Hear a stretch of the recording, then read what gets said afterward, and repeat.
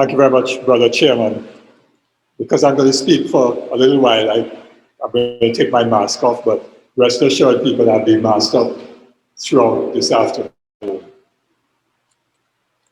Brother Chair, executive colleagues, members of the Activist Council, members of the MSJ, friends and supporters who have joined us virtually in the webinar, members of the media who may have also joined us virtually, a very good afternoon to you all. Good afternoon. And thank you for making this fourth Congress real and relevant. Through this democratic exercise, you are in fact reinvigorating our party. This fourth Congress of the MSJ has been very challenging to organize. We had really wanted to hold it a year ago. Activists may remember in January of last year, we agreed on a date. I think it was sometime after Easter last year. But the onset of the COVID-19 pandemic prevented that. We pushed it back to November, but coming so soon after the August 10th general elections, that made it difficult. The term of office of the executive team, elected in 2017, came to an end, in fact, in November last year, and therefore there was an urgent need to ensure that we strengthen the leadership to tackle the very important work of reinvigorating the party. A number of vacancies existed, and we could not be reinvigorated in the absence of key positions being filled. In addition, several members indicated that they would not be able to continue to serve.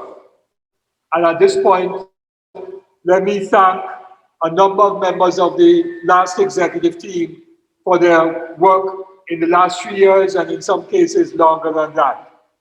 Our deputy chairperson, Sharon Cumberbatch, decided to step down, but actually, as you will hear in a moment, we have got her daughter on the executive as the chair of the YSJ. So one Cumberbatch has gone and another one has come in.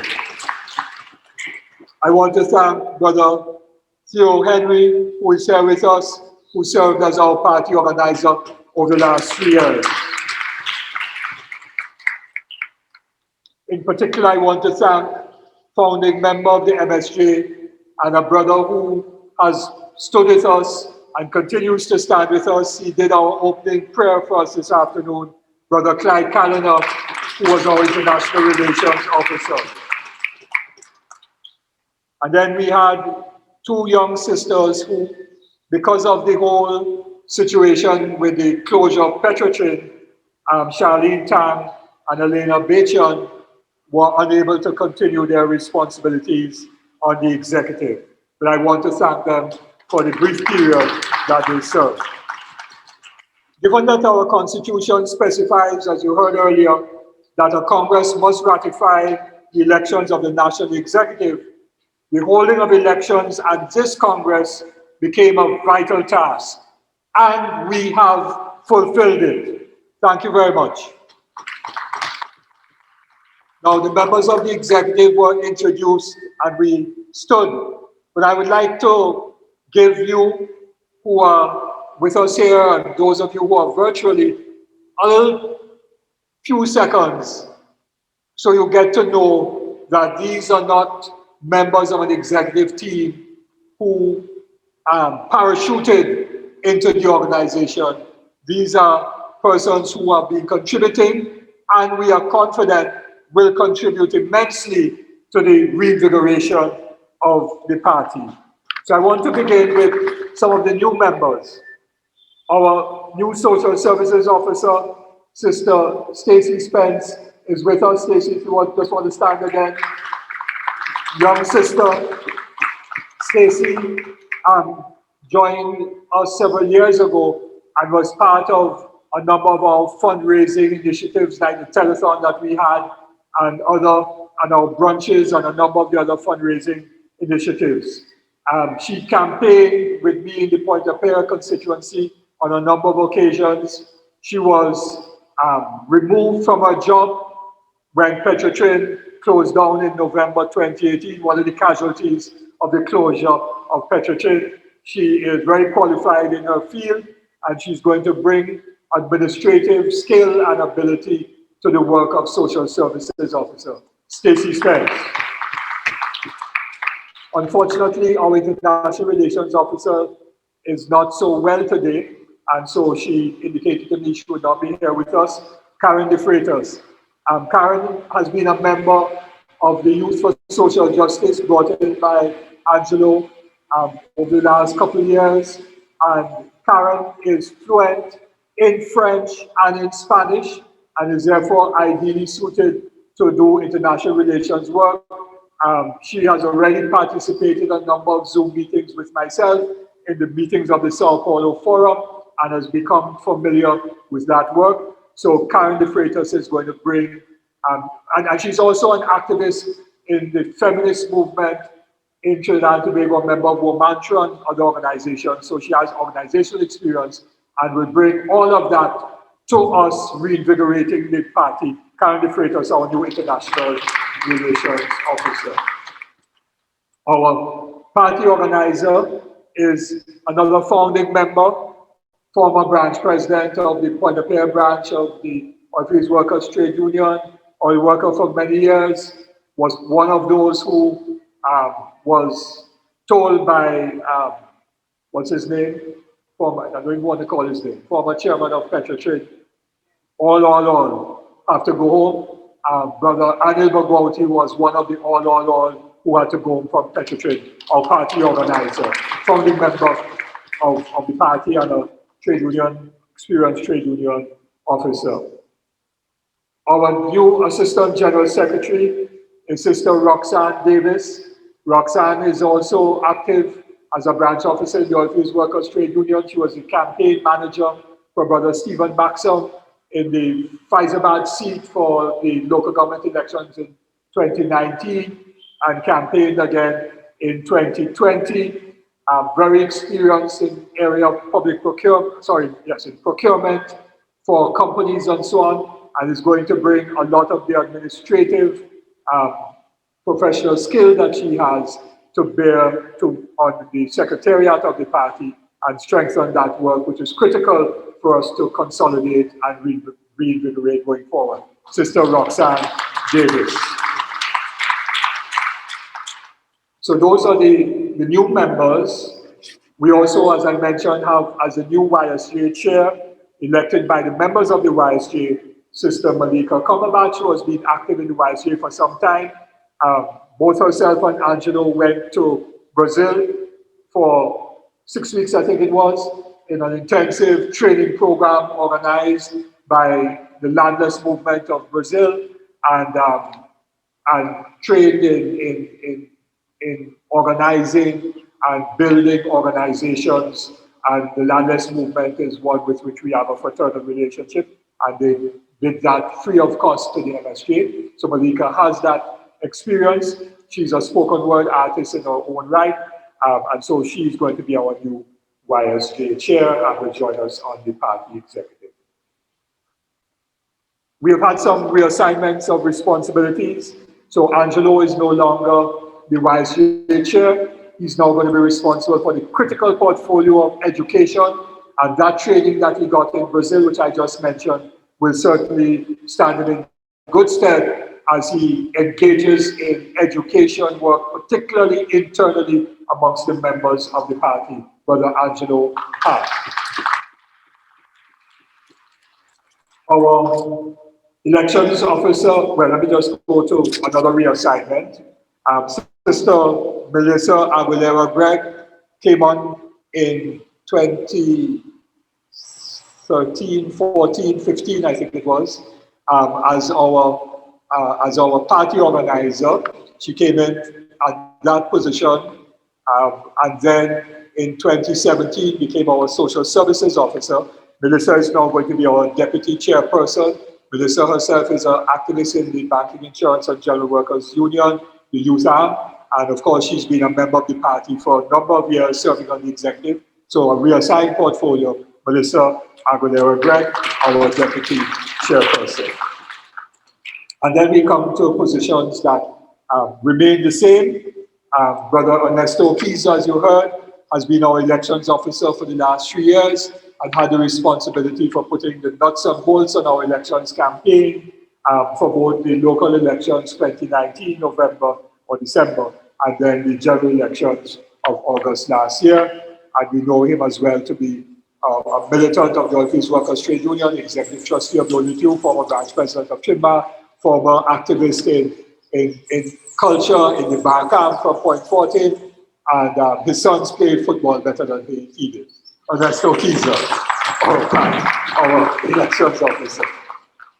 Our treasurer, you heard her present very competently our audited financial reports, our management accounts, and our budget for the next 2 years. And she has been our treasurer for the last 3 years. Prior to that, she was the elections officer, founding member of the MSJ, been on the executive from inception, Sister Franca James. Our chairperson has been chairing the party for the last 6 years or so, after the retirement of Brother Vincent Cabrera. Gregory was a founding member, or is a founding member of the MSJ, served as our first PRO, and we all know him well, our chairperson, Brother Gregory Fernandez. Our general secretary from inception to now, and we know Brother Warwick very well. I don't need to give you all of his details. Very competent person in the trade union movement. Before that, he was in the international NGO movement, dealing with major issues of health and of young people and so on, right through the Caribbean, and very experienced in the trade union movement now, our General Secretary, Brother Ozzy Warren. Our deputy political leader, Sister Radical Goldbanks, has been a member of the MSJ from 2010. She has served on the executive in various positions, social services officer, then deputy chairperson, and for the last 3 years as our deputy political leader, coming to serve us again in that position as deputy political leader, Sister Radical Goldbanks, bringing a wealth of experience in the NGO movement in the country, former teacher, and so much more. So, sisters and brothers, we have 8 women and 6 men on the executive of 14. And that is a commitment to gender equality at all levels of the party. And no other party can say that they have more women than men on the executive of their party. And we should congratulate ourselves on that. We have 5 out of 14 under the age of 35. As I said 30, but I want to be a little bit more careful. Under the age of 35. And that is a commitment to empowering young people of this country. As I mentioned, 8 are returning to the executive team, and there are 6 new members, bringing with them new ideas and new energy. And therefore, this process of our elections for the national executive has indeed reinvigorated the MSJ. Reinvigorated. And I wish on behalf of the entire team to thank you, the members of the MSJ, for giving us the vote of confidence demonstrated by our being nominated unopposed. And I wish to especially thank you for giving me the honor and privilege to serve as your political leader for another 3 years. And I trust that I, together with this team, will serve you faithfully, and with your active involvement and with your Almighty's guidance, provide the people of Trinidad and Tobago with the leadership that is so desperately needed at this time. Thank you. Thank you very much.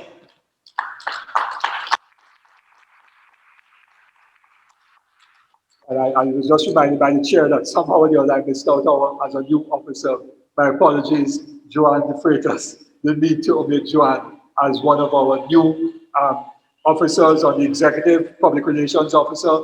Joanne has a long experience in the trade union movement, beginning with the Bank Employees Union and then the Banking and Insurance and General Workers Union. She served as the Caribbean officer of an international global trade union federation, UNI, which is one of the biggest global international federations in the world, and she served as the Caribbean officer, having responsibility for the Caribbean and Central America, which is why she was able to translate two of our messages very quickly from Spanish into English. And she has a lot of experience in the financial services sector. And as you could hear from her speaking a while ago, is going to be a very effective public relations officer for the MSA. My apologies, John. Thank you very much. Before I go any further, on behalf of all of us, I would like to express our solidarity with the people of St. Vincent and the Grenadines, with its Prime Minister, Comrade Ralph, with his party, the Unity Labour Party, with whom we have a relationship, as they face this disaster of the volcanic eruption of La Soufrière. I want to charge today, and I didn't know this before, but I want to charge our social services officer and others with the first task as an executive team of mobilizing as much as we can, as small as that may be, some tangible solidarity to send to our sisters and brothers in St. Vincent. Yes? So we can't talk solidarity, we have to walk the talk. And MSJ, which has in our constitution a commitment to build solidarity with our sisters and brothers in the Caribbean, we have to demonstrate that in a very tangible way. So Stacey, yourself and other members, Franca, you drafted everybody on the executive, and activists and members who are viewing, be prepared to make a contribution, as small as it is, to this solidarity event. Now, as I'm seeing a message here saying that we can't connect to iCloud because of a problem. Is there a problem, or are we okay? We're okay? All right, good. Thank you very much, Melissa. Brother Chair, sisters and brothers, you have heard Brother Ozzy Warwick deliver the General Secretary's report. For our members, we try to send it out electronically through WhatsApp to as many of you as possible. For those who didn't get it, we apologize. It is a gap that we are trying to close. It is a 30-page report, as Ozzy said, and I'm not going to restate any of it. All I can say is, wow. Wow. That report spelled out very real and very relevant achievements. Sisters and brothers, this MSJ is real and relevant, not so?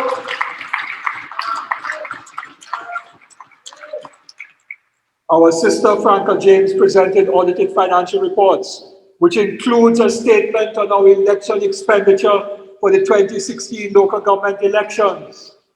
No other party does that. They keep the information about how much money they get from the financiers a secret, and their election expenditure is hidden from their members. We in the MSG are walking the talk of accountability, and we have demonstrated our commitment to party finance regulations. So when the law to regulate parties and their finances, including campaign finances, comes into being, the MSJ will be well ahead of the rest. And then you heard our new PRO, deputizing for our international relations officer, read the solidarity greetings that we received from the Congress, from Vietnam in the East. I'm sure none of you expected to get a message from Vietnam. But they sent us a letter some time ago, asking for solidarity greetings. And on behalf of the party, I sent Vietnam Communist Party solidarity greetings, which they said was read at their Congress, and they thanked us. So I sent them back, asking them for solidarity to us, because that is what we are about, mutual solidarity. So from Vietnam, which is one of the shining examples of development in the Far East, pay attention to Vietnam. And we have to recognize what the Vietnamese did. They defeated the French and then the Americans in war, and defeated colonialism and imperialism, and is unified North and South Vietnam.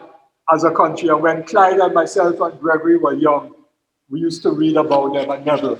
We used to read about them, but I won't go into all of that now. Otherwise, I'll take too long on the podium. So, from Vietnam in the east to Brazil in the south and west of us, got a message from the Workers' Party of Brazil. That is the party of Lula. That was the party of Lula, the Foro Sao Paulo. Monica Valenti was here in Trinidad and Tobago for a special event that we had, a seminar at Paramount Building. And previous to her, the previous executive secretary of the Foro was right here in Palms Club. Walter Poma at our founding Congress. That is the relationship we have with the Workers' Party of Brazil at the Sao Paulo Forum. And they sent us messages. To the US, Brother Bill Fletcher, who you have seen in our webinars and so on, Roger Toussaint, who we know well. And from here in the Caribbean, Belize, St. Lucia, Cuba, Puerto Rico, Spanish, Creole or French-speaking, English-speaking Caribbean, and there were others that we were receiving. No other party in Trinidad and Tobago can say that as a party, not as government, as a party, they have real and relevant relations of mutual solidarity with parties around the world. Sisters and brothers, this Congress is proof that the MSJ is real. You know, I always tell people that this MSJ is a unique kind of party. You see, no other political party in Trinidad and Tobago has been able to survive more than a few years outside of their leaders or members holding some political office in the country, either MP or councillor or senator or something like that. We in the MSJ have defied the political logic. We have held no political office for the past 9 years since I resigned as senator in June of 2012. We have lost elections, but we are still alive. We are real. None of them could say that. So we can be proud of all of our relevant achievements. We can be proud that we are a real political party. There is nothing wrong in being proud of something that is positive and good. I am proud to be MSJ. Long before the Black Lives Matter movement, there were the civil rights and Black Power movements. And that great artist, James Brown, and you know, the actor, the Black American actor, Boseman, who died the other day, tragically acted in that famous film the other day, Black Panther. But before that, he acted as James Brown, which you should see if you haven't seen it. But I saw James Brown in what is now Nelson Mandela Park. It's called Pompey Park or Georgia Fifth Park when he performed. Clyde, you were there? Georgia Fifth Park, yeah, or Pompey Park, as it was known before. So I went to James Brown. James Brown sang a song in 68, 69. Say it loud, I'm black and I'm proud. That was the song, long before Black Lives Matter. Well, MSJ family, say it loud, I'm MSJ and proud. I want to hear you. Say it loud, I'm MSJ and proud. Say it loud, I'm MSJ and proud. Right. But there's a very real reason why we are still here. And that is because we are relevant. We are relevant because we stand for something. We believe in something. You know, there's a saying, popular saying, if you stand for nothing, you will fall for anything. The other parties that pop up and disappear or have their members jump ship and go party hopping, 1 minute there's a COP, next there's a UNC, like Ganga Singh, and so on. They stand for nothing.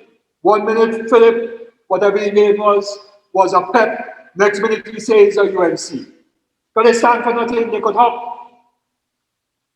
They stand for nothing, so they will fall for anything. Mostly the lure of some position, or a contract or some money.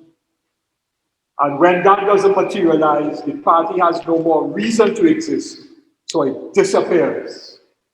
Not so the MSJ. We stand for social justice. We believe in social justice. And social justice is the most relevant issue today, not just in Trinidad and Tobago, but globally. If you don't believe me, hear what Pope Francis said. Pope Francis, he said this, and I'm quoting, "Guaranteeing justice for all men and women is not possible while a few people control most of the world's wealth and everyone else's right to a dignified life is disregarded." End of quote. This inequality of wealth and income is at the root of the tremendous injustice that exists all over the world. The Nobel Prize winner in economics, Joseph Stiglitz, said this, quote, "Growing inequality within most countries around the world is one of the critical issues facing the world today." Not me, Stiglitz. People everywhere sense that it is morally wrong. We sense that it cannot be justified. We sense that it is dividing our societies and undermining our democracies. And we are right in sensing this harm. End of quote. In this pandemic time, this inequality has become even more glaring, and only those who turn a blind eye to it can pretend it doesn't exist. Hear the Pope again, quote, "Building social justice is a collective work that must be achieved on a daily basis because imbalance is a temptation at every minute. Working towards true social justice must also be done with an attitude of commitment that follows along the path of the Good Samaritan and that is mindful of not falling into a culture of indifference. People must recognize the all too frequent temptation to disregard others, especially the weakest. We have to assume that we have become accustomed to turning a blind eye, to ignoring situations until they hit us directly." End of quote.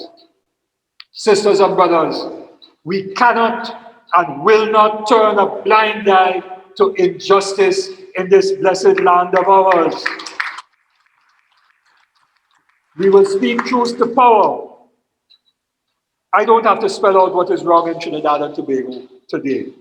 You live it every day, every week, every month of every year. There's an economic crisis. Forex is a problem. We are consuming Forex as if oil production was 150 barrels per day and prices were over $100 US a barrel. As if gas production was 4 billion cubic feet a day and prices were $7 US per MMBTU. They are not. The traditional buy imports cheap and sell there to consumers haven't changed their model of business so that they're continuing to make a quick buck by using Forex they don't earn. And on top of that, we have massive capital fright by the local controllers of big capitals as they bank their money in Miami, London, or some tax haven. The energy multinationals have ripped us off of billions of US dollars through transfer pricing. But the country sings their praises. The PNM government is pursuing neoliberal policies that will make the rich richer, while the vast majority of people have to bear the burden and make the sacrifices. Prices are going up and will rise even faster soon because of the global pandemic, which has caused shortages, and international shipping is bottlenecked. But workers' wages and salaries have not increased in the past 6 or even 10 years. More and more people are unemployed. People are losing their homes that they sacrifice to buy or build. Children are going hungry in the night. Hundreds of thousands are working but can barely make it from payday to payday. The neoliberal policies of the PNM mean that you have to suck salt while the rich live nice. Remember the words of the Pope. Guaranteeing justice for all men and women is not possible while a few people control most of the world's wealth and everyone else's right to a dignified life is disregarded. There is no guarantee of justice in Trinidad and Tobago today because everyone in this country does not have the right to a dignified life. That is why the MSJ is relevant. Trinidad and Tobago needs social justice. Trinidad and Tobago needs the MSJ. Then there is a social crisis. Take the education system. Tens of thousands of our children are being left behind. They have little or no access to Wi-Fi or even devices on which to try to learn. Parents who must work to earn a dollar to put some food on the table are unable to stay at home to supervise their children who are supposed to be in online class. We are creating, sisters and brothers, another missing generation. And we will pay a very heavy price for this in a few years' time. Mark my words. The issue of mental health is becoming critical as people have to cope with lockdown, being unemployed, seeing no future, having no hope. Children are frustrated by this online learning. They have little or no social interaction, and their only outlet is social media, which can be very negative. The rising unemployment situation is leading to an increase in poverty, which tied to the absence of opportunity in the traditional economy leads to more crime. If the only job you may get is a security job to work 12 hours a day, 7 days a week with no overtime, you're not likely to take that because that is a job of exploitation. Whereas if you get into crime, you might be able to get a few dollars quicker, though you might die trying. We do not in this country want to accept the fact that we have a culture of violence. Violence didn't start the other day. We have a culture of violence going back to the violence of slavery, indentureship, and many forms of repression and discrimination under colonialism. State repression and violence, discrimination against our Shouter Baptist, spiritual Baptist community, whose religion was banned for years, banning of the drum, banning of all kinds of things, harassment of people, harassment of trade unions. We have a system now that is socializing male power, and in ads to sell everything from alcohol to cars, portrays women as objects. We have a criminal justice system that is unjust. Sisters and brothers, we have sown the wind and are now reaping the whirlwind in the acts of violence now taking place. Yet we act surprised in the editorials and the commentaries, and people suddenly waking up and being surprised. And they say not to, or rather to take responsibility from their own shoulders. They say it's them monsters out there. But those so-called monsters who are real people were all created by this society of Trinidad and Tobago, and therefore we all have to take responsibility for what has been happening, and in particular the controllers, those who hold political office and make the laws, those technocrats that draft the fancy policies and run the system, but whose children go to the best schools and who don't end up in remand yard. Those controllers, they, like the Pope said, have become accustomed to turning a blind eye to ignoring situations until they hit us directly. But we in the MSJ have never turned a blind eye. We cannot turn a blind eye. Trinidad and Tobago needs social justice.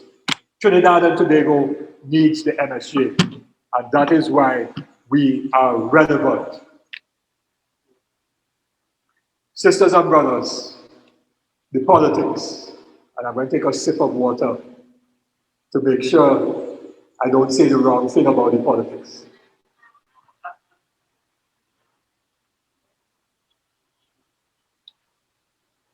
And offend anyone on this Sabbath day. The politics is in a hot mess. Hot mess. I'm not going to spend any time on the PNM and the UNC, but we have to call them out. They are the political controllers. They have failed this country. They have failed this country. The PNM has failed to diversify the economy. As the chair said, they threw out all the recommendations made by the committees that they set up into the dustbin. The Economic Development Advisory Board, of which I was a member, the Roadmap for Recovery, the Tripartite Council. The PNM is arrogant, incompetent, and stuck in the mud, and they believe their own false narratives, whether the false narrative was about Petrotrin or the gas industries in Point Lisas, or that the economy is in a state of collapse. They're in a little bubble believing their own false narratives. What about the UNC? The UNC is hopeless and hapless. They ducked the parliament to avoid voting on recent laws on the silly excuse that they might get COVID from the Prime Minister. But they really ducked because they don't want to go on record in the parliament on their position on some of the laws that were passed the other day. The UNC trolls on social media are downright nasty, and many of their posts are nothing short of racist rants. Yet these trolls are not condemned by the UNC leadership. And to cap it off, the UNC became lackeys of no less a racist and neo-fascist than Donald Trump and his ambassador to Trinidad and Tobago. The UNC was sucking up to Donald Trump and his ambassador, and so on. The PNM and the UNC have damaged this country with their divisive politics of race, religion, and geography. They do not seek to educate.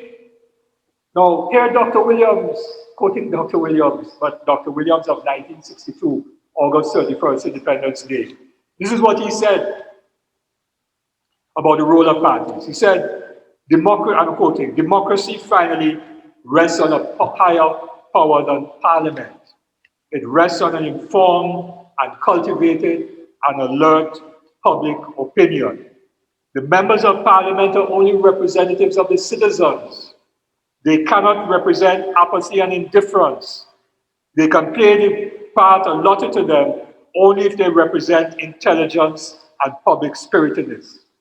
End of quote, I'm coming to put another part of this quote. I want to say, without fear of contradiction, that the members of parliament of the UNC and the PNM do not represent the citizens of Trinidad and Tobago. They don't represent the citizens of Trinidad and Tobago. And they cannot be otherwise because they do not represent intelligence and public spiritedness. Why? So let me go on to quote Williams again. Nothing has so demonstrated in the past 6 years the capacity of the people of Trinidad and Tobago. He's talking in 62, that their remarkable interest in the public affairs. The development and expansion of that interest is the joint responsibility of the government, the parliament, the political parties, and relevant civic organizations. End quote. Neither the PNM nor the UNC engages in public education so that you get more interest by citizens in public affairs. The UNC and PNM engage in bacchanal, mudslinging. They discuss personalities, not ideas. They have no philosophy. They only believe in winning political office so they could get personal power. And then they use that power to enrich themselves and their families and entrench the power of the controllers of wealth, big capital in this country. And that is why the MSJ is relevant. That is why Trinidad and Tobago needs the MSJ. Who else can the people turn to for serious, honest leadership? Leadership that is committed to challenging the status quo so that everyone can live a dignified life. A leadership that will not turn a blind eye to injustice. Brother Chair, sisters and brothers, I know what you are thinking. If this is the case, why didn't we get a lot more votes or even win seats in the last elections of 2020 or the local of 2019. I know that's what you're thinking. If we are the leadership that could provide this country with what it needs, how come people didn't vote for us? I know that many MSJ members and activists were disappointed by what happened. Some may think that we are wasting time. I wouldn't say what a former executive member said to me, but, well, I'll say what I won't say who said it, but I'll say what he said. He said, not wasting 40 years of his life. Suggesting that we should take the easy road and join up with one of the major parties.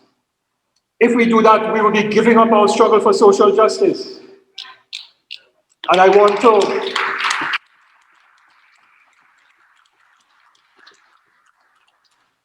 to quote now one of the greatest fighters for social justice this world has ever seen, Dr. Martin Luther King Jr.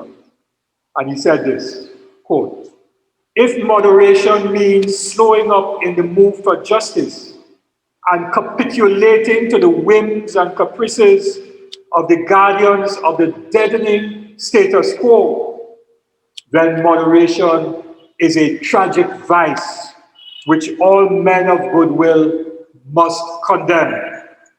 We must continue to move on.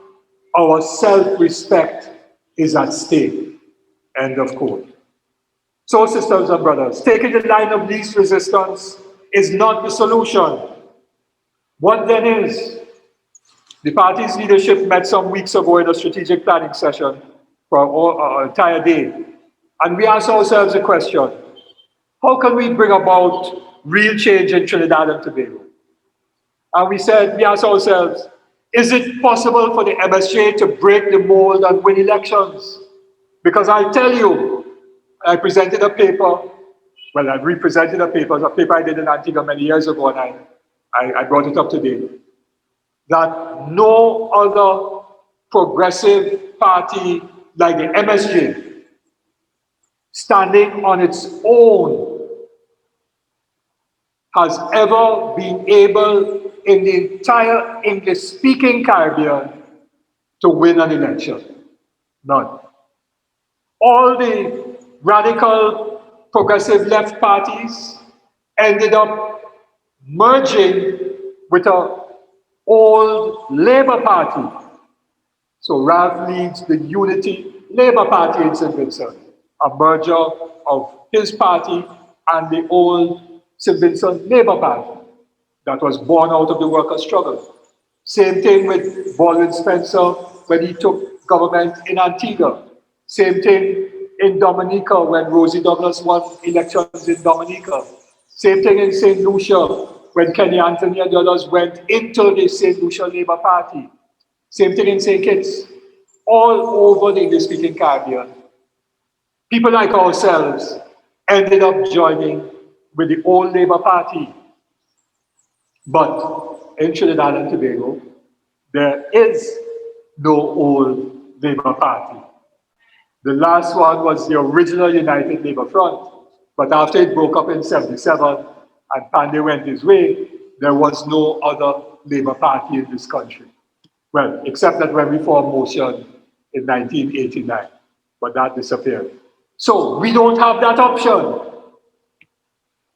So we ask these questions because, truth be told, we have tried different routes to bring about some change. We joined with 4 other parties in 2010 to form the People's Partnership, and we entered a coalition government. That route, sisters and brothers, turned out to be a dead end, as the UNC was totally opposed to any real change. The only change they were interested in was the big change in their wealth. I can't say small change because that's not what they were going for. Through the trade unions, we sought to tie the PNM to some agreements to implement reforms in 2015. I accepted the position as a member of the EDAB, and then later we tried to bring about reform of Petrotrin, and I was nominated together with Brother Machan, who supervised our elections, to sit on the review committee by the ODQ. Unions went into the Tripartite Advisory Council. You could ask Brother Ozzy about that. All with some hope that we would get even a few reforms, not Huge change, a few reforms. All that has failed. The PNM was about showing that they were inclusive and taking advice. But as we have seen, they blanked all that advice and gone their merry, arrogant way of implementing policies that are destroying the country. So that route is also a dead end. Before we had the MSA, trade unions engaged in lobbying, putting forward countless proposals to different governments, and engaged in militant actions to back that up. In my 30-something years in the ODQ, I think Ozzy must be catching up now, but I wrote more memoranda than anybody else in this country to governments. Budget memorandum, memorandum on oil industry, all kinds of memoranda. I organized more demonstrations.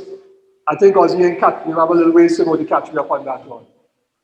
Against IMF, we shut down the country for a whole day on the 6th of March 1989.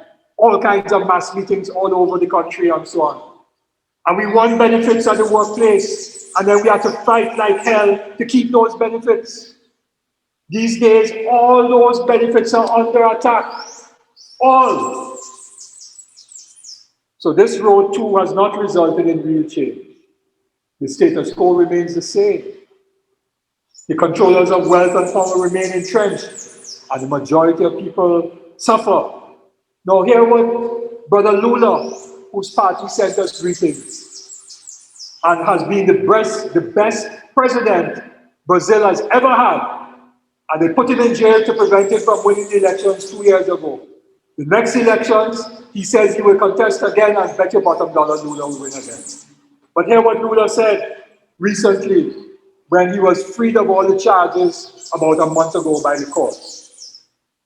Quote, I would like to say to you that politically, I was born inside this union. He was speaking from our union headquarters. In 1969, I became this union shop steward, working at Villa Res. In 1972, I became first secretary and took care of Social Security. In fact, I took care of the elderly here. In 1975, I became president. In 1978, we organized the first strikes since the old SASCO and Contagion strikes in 68. And the rest of the story you know. And the creation of many of the movements here today. And I participated in almost all of them. That sounds a little bit like some of my history. Going on, Lula says. And the most important movement was when I became aware that through the union, I wouldn't be able to solve the country's problems. Not David saying this. This is Lula, who was union leader and became the best president of Brazil through his party, the Workers' Party of Brazil. Quoting Lula again, at best, I would be able to accomplish a few things inside the factory, but that struggle was too economistic. Like one day you win, the next you are defeated by inflation. You think you're winning, and then the factory closes down. You win plenty for petroleum workers, Where is that now? Closed down. Gone. As Ford just did here, continue with Lula, without any accountability. No accountability by Espinay or by Rowley. No accountability. Frankie Khan, God rest his soul, has gone to his grave without any accountability for the closure of Petrotrade. So I'm continuing with Lula, quoting. So I decided I needed to get into politics and build political consciousness in the country. I always say that I am in politics, the result of the political consciousness of the Brazilian working class. When it evolved, I evolved. End of quote. Brother Chair, those are very powerful words indeed. So we are in politics, but to win elections, to win power is not an easy task, because we first have to change the political culture in Trinidad and Tobago. We have to break the political culture of race and religion and geography. Can we do that? Yes, we can. How do we do that? By political action. Brother Chair, sisters and brothers, politics is activity. So it is not enough for us to say that we are proud to be MSJ. That is but a start. It is not enough to say we believe in social justice. That is the glue that binds us together in this party and, like faith, keeps us on the right path. We must engage in political activity. And we must focus on the most important strategic tasks in our political work. What are they? Organize and educate. That's not a new slogan. It comes out of the 30s. The workers' movement of the 30s said, organize, agitate, educate. I've left out agitate because some people in this country might believe that when you say agitate, it is being seditious, and they might want to come and lock me up, which might be good because last time I got locked up, a government fell within a few months. So that might be a good thing. The question is, what will replace that government if I get locked up and the government falls? So we must, as Lula said, build political consciousness in the country. Without the political consciousness of the working people, we cannot evolve into a party that can win elections. I want to say that without challenge today. Unless we build political consciousness, we cannot evolve into a party that can win elections. Without the political consciousness of the working people, we cannot evolve into a party where, sorry, I was repeating what I just said, which I wanted to do, but I think I already repeated it. You see, sisters and brothers, the working people are the majority. Once they are conscious, they will give us the majority of votes that are necessary to win elections. Without the political consciousness, they'll vote for race, they'll vote for religion or geography, or for a jersey and 5 blue notes, or promise of a work. And we will then have the UNC and the PNM continuing to take turns at destroying the country. But building the consciousness is not the work of one. It is the work of the party of the MSJ. And therefore, we must also build the party. So, brother chair, sisters and brothers, it starts with us, all of us. And this is why we have chosen as one of the words in our theme, reinvigorated. To do the work, we must have the energy, the passion, the belief, and we start that today with this Congress. We have a new executive team, so I want to turn to the executive team. Team, are you ready for this challenge? I want to hear the team, I'm sharing it loud enough. Are you ready for this challenge? To reinvigorate the entire membership of the party. Didn't hear that one. Are you ready to reinvigorate the entire membership of the party? Good. I want to turn now to the delegates. Delegates to this Congress, are you reinvigorated? Yes? Good. Because there is a lot of work to do. Let me now share with you some of our plans.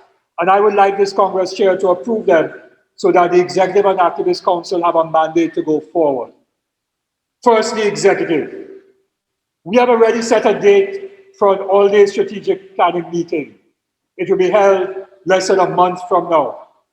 Every executive member will, after that meeting, have a specific action plan and will be held accountable by me for its implementation and will be accountable as well to the Activist Council. We cannot afford to lose any time. That is action one, the new executive team. Secondly, our activists. And we are going to have to do some redefining of our Activist Council, some pruning. Sometimes, you have a big mango tree and it ain't bearing no fruit. Well, sometimes you have to prune some of the branches or some of the leaves and so on. And after that, the tree will get reinvigorated, new life, and will spring up and give you plenty fruit, not so? Those who know about agriculture know that. So we may have to do a little pruning of our Activist Council. So I want to propose that we reestablish working teams. These will not be large. Not everybody will be on a team. We already have a PR team. Some of them are with us today. Travis and Javon, who was here with us earlier. members of the PR team, and I want to congratulate them for the work, especially for the Tuesday Talk programs. Travis does all of the graphic work for our Tuesday Talk programs. Thanks a million, Travis, our in-house graphic artist. That team will continue, of course, with under the chair now of Joanne and working with Alicia Roberts, who was coordinating it up to now. And so we're going to have the following teams, each led by the responsible executive officer: public relations, education, social services, elections, finance and fundraising, and international relations. That might be a two-person, Karen and myself. I was hoping to announce all the team members today and get your approval, but that was a bit difficult given all of the change logistics in trying to put this Congress together. But Brother Ronald Garcia, and I've spoken with Brother Keyser about this already, stand by for the elections team. Marlon Graves, who is here, our candidate in the local elections in Brighton, West in 2019. Rene St. Rose, who is here, our candidate for up in Diego Martin. I'm trying to remember the exact name of the seat, it will come back to me, in 2019. Crystal Bernard, who I know is online, was our candidate for Erin. Stand by to join Sister Radica and Melissa, who were previously social services officers and very experienced in this area, to work with Stacy, who is new to this, on the social services team. Andrea Ali, who was a former treasurer, and I spoke with Frank about this, and others stand by for the finance and fundraising teams. Now, there'll be other names that will come after. I want, however, to get your approval. Do we have approval, sisters and brothers, for the establishment of these teams that will do the work of the party in the coming years? Thank you very much. That's a second action that I've announced. Third action, consolidating and building the party. Membership. I started trying to visit members of the party and met members who had no communication from us for 8 years, but they say, yes, Mr. Abdullah, Brother Abdullah, David, we're still a member, we're still supporting. Hadn't seen anybody heard from them, I say, for 8 years. You see that? That has to change after this Congress. That has to change after this Congress. Rene was with me in those meetings. We went in Bagatelle area, which was part of our constituency in the local, and we met people and in St. Lucian Road who didn't even know Rene was not part of our campaign. That's how disconnected we were from some of our members. That has to be corrected, because if we get all of our members active and invigorated to do the work of the party, we can achieve so much more. So we have to consolidate our membership and consolidate our structures. We have excellent structures in Point 14. I want to congratulate Point 14. We have a strong structure in Point 14. I understand in Siparia you had elections recently, so our Siparia region is consolidated. Congratulations to Siparia. Labre is a Brother Marlon and the two Bryans are looking to build the Labre region. Victoria, we have a lot of people in Victoria. We have to get back some reinvigorated leadership. Nicholas and Cami and the other sisters and brothers from Victoria, strengthen that. Diego Martin, we have to strengthen the Diego Martin region which exists. And then we have to rebuild Arima. We have to rebuild Central. And we have to build a region by Brother Nakid in St. Augustine, St. Joseph, Tunapuna. And then we have to rebuild Sawan, Lavanti, and so on. So we have a lot of work to do in rebuilding our structures, consolidating our members, because we can't go forward unless the foundation of the party is strong. And the foundation are our members and our structures on the ground. So do we have your agreement to consolidate the membership of the party and the structures of the party starting immediately? And I'm hoping that we could complete this work certainly before the end of 2021, because it would have been better sooner, but given COVID, we give ourselves the end of 2021 so that when we meet next time, we have a massively strong party of active members, functioning structures, good communication with all our members by email, WhatsApp, text message, whatever, and a database that is working, led by our secretariat Roxanne in reinvigorating, and Ozzy and Denise, and the party organizer, and the activists and members in all our areas? Do we have commitment to consolidate our membership and our structures from UD Congress today? Yes? And through that, we will grow. Because you see, if we have more members active, they will tell others, and those others will bring others, and that is how we will grow and multiply. Education. Angelo, I hope you know the responsibility you took on. Critical. Remember what Luna said? Political consciousness was the most important factor to evolve to power. You have that responsibility.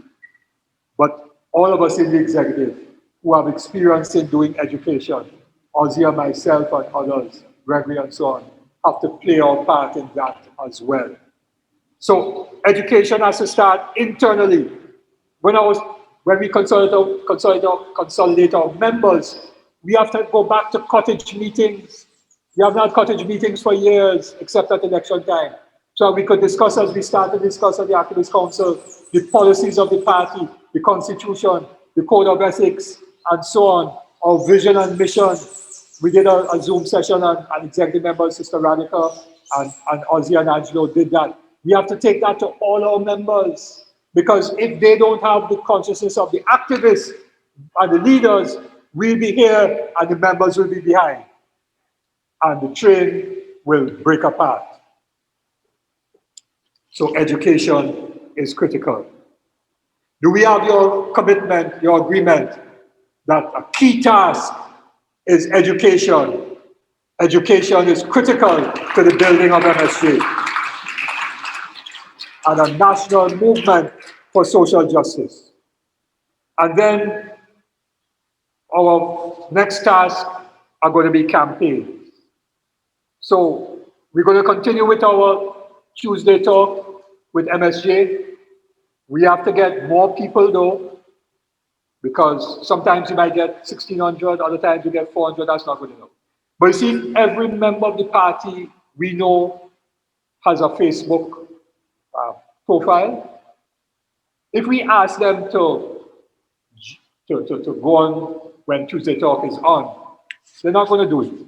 Because truth be told, if I ask everyone here to put up their hand to say, have you gone on every Tuesday Talk and shared it, liked it, and commented? Not everybody here will put up their hand, so I'm going to embarrass it. But if we have a small team of people, one in every region or two in every region, every time there is something that we post, it gets shared with every member of the party, and it goes up on their timeline or profile or whatever it is.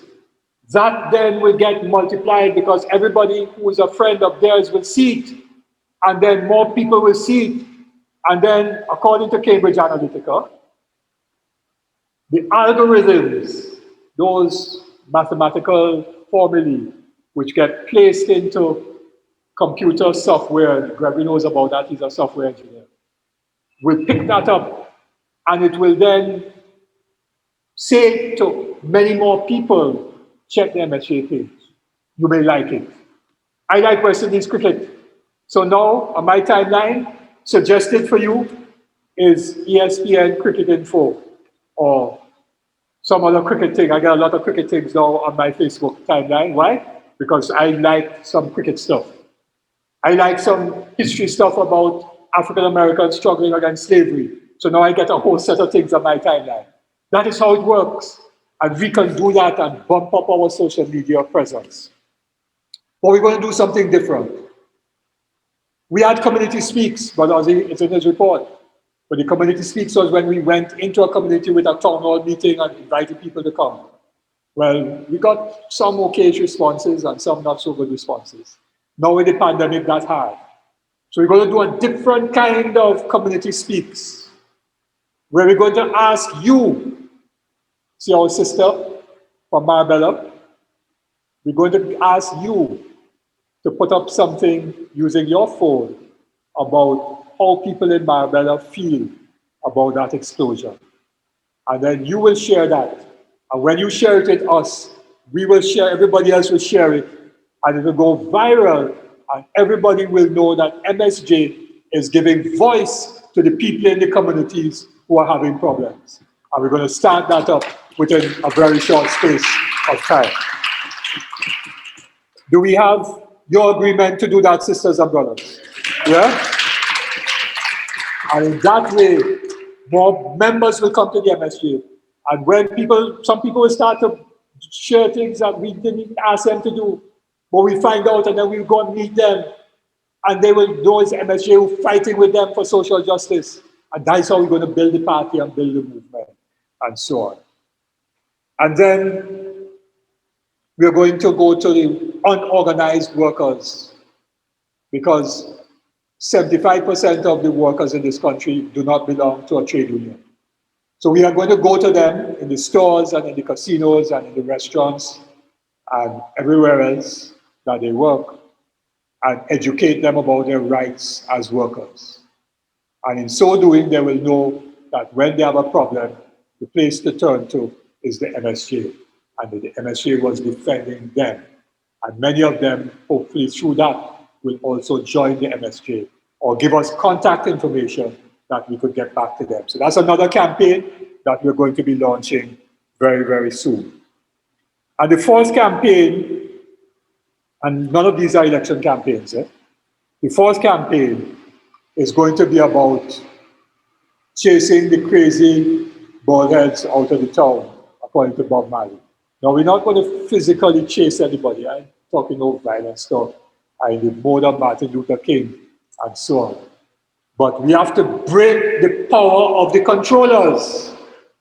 We have to break the power of those who control economic wealth in this country. We have to break the power of those who control political power in this country. And so we're going to have some hashtags. I have a few here, but I'm not going to share it just yet. I was supposed to share it today, but we have to fine-tune them. But I've already been in touch with some of the people who give us PR advice and so on, and marketing advice. And we're going to fine-tune some hashtags that will chase the controllers out of town, so that we don't have a situation where a few are wealthy and the rest of the people don't have the right to live a dignified life. Sisters and brothers, that is the work that we're going to do. It is about organizing and educating.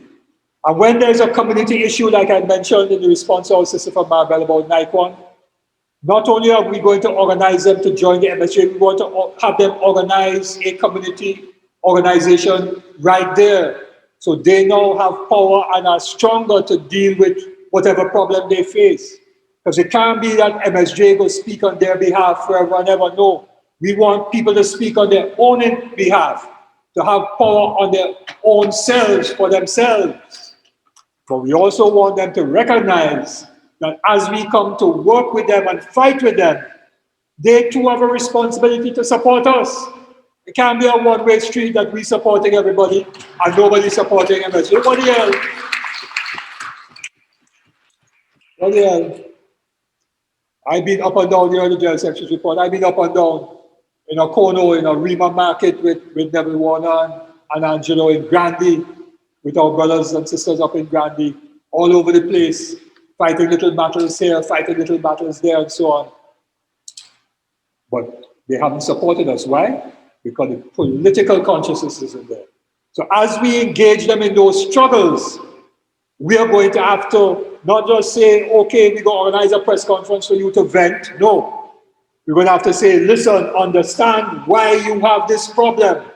And you have this problem because there is a system that is oppressing and exploiting you, and we have to fight to get rid of that system and bring it into being a system of social justice for all. That is what we have to do. We have to show them that it's not just that Rowley bad. Yes, he might be bad, but that's not the problem, because you could move Rowley and bring back Kamla. Then we're going to say Kamla bad. But it's not just that Kamla bad, yes, she might be bad. It's that they represent a system and they implement policies that are bad for the majority of the people of Trinidad and Tobago. So you can't move one and put the other, you have to move all of them. Good move. You gotta bring out a broom and sweep them out. All them controllers have to go. So that, brothers and sisters, are our actions. And when we do that work, I am confident that with the political consciousness of the working people to that level of understanding, they will realize that the only party that they could support, because the only party that is in their interest, fighting and working with them for justice for themselves and their families, is the MSJ, and then they will vote for us. I'm convinced that that is the way that we have to go. I want to end now. I've gone on for longer than I had planned. As he said, David, you can't speak for 25 minutes. I'm not sure how long I went on for. I don't have a timepiece in front of me, and the chair didn't knock the table, you see. So I'm ending now with a poem by Abdulah. His name was originally Delano Nicoto, born in Grenada. He was part of the Black Power movement here in Trinidad and Tobago. In fact, in some of those photographs that Angelo put up and so on, he was in the front of the demonstrations. And he lives in England now, been living in England for a long time. And he's written a number of brilliant poems about the struggle of steel band men, Pan Run 1 and Pan Run 2, Tenor Girl, and other poems. And he did this poem called Proclamation. It was done when we first got Emancipation Day as a public holiday. I'm going to read part of that poem. Is it too late? Too late. Can we disperse the gathering, halt the oncoming, cancel chaos, undo ourselves? Is it too late? Too late. Can we transcend our times, quiet our own worst fears, cease to be our own worst enemies? Can we recycle our dreams? Can we recast the mold? Can we transform our oncoming day? Can we redeem ourselves? Can we discard our doubts? Can we rediscover our faith? Delve deeper, forge the common will. Delve deeper, dispel the common gloom. Delve deeper, attain the answers. Delve deeper, deliver final judgment. Delve deeper, emancipate a nation. Sisters and brothers, let us delve deep within ourselves. Let us recycle our dreams, recast the mold, cease to be our own worst enemies. Get rid of our fears. Let us redeem ourselves, recover our faith, our belief in social justice, forge together our unity and our common will. And if we do that, we can dispel the common gloom that pervades Trinidad and Tobago. We can attain all the answers to our problems, and we can indeed emancipate a nation. Thank you very much, and God bless.